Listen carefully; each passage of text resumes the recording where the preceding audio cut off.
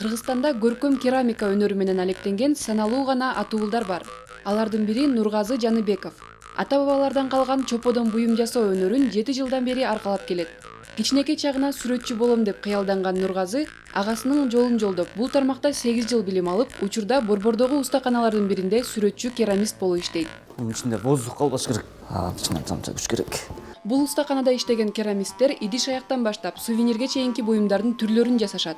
Көбүн эсе улуттук колоритте кооздолгон көздүн жоосун алган буюмдардын дизайнын дагы өздөрү ойлоп табышат. Биринчи центрин табабыз да. Биринчи центр тапкандан кийин ортосун оёбуз.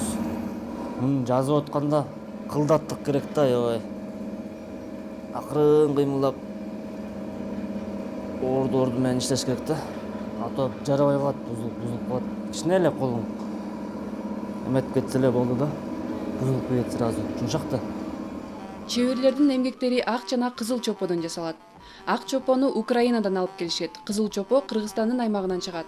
Чоподон жасалган идиштер кадимки идиштерге караганда сапаттуу келгендиктен баасы дагы жогору турат. Кыргыз эли илгертеден эле ушундай чоподон жасалган идиштерди колдонуп келишкен.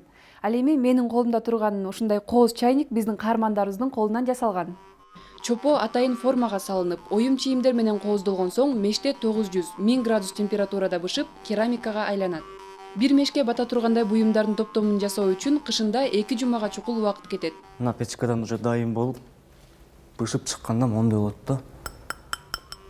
Нургазы Жаныбековдун устаты Жыргал Бактиев мурдагы жылдарга салыштырмалуу өлкөбүздө бул өнөргө кызыгып үйрөнгүсү келген адамдардын саны өскөндүгүн айтат. Кызыккандар аябай көп.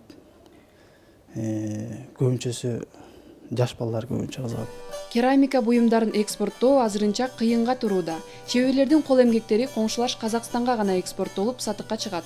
Негизги сатып алуучулар кыргызстандыктар жана өлкөбүзгө келген чет элдик меймандар. Саадат Токтоболот кызы, Алмаз Турузбаев, Замана студиясы.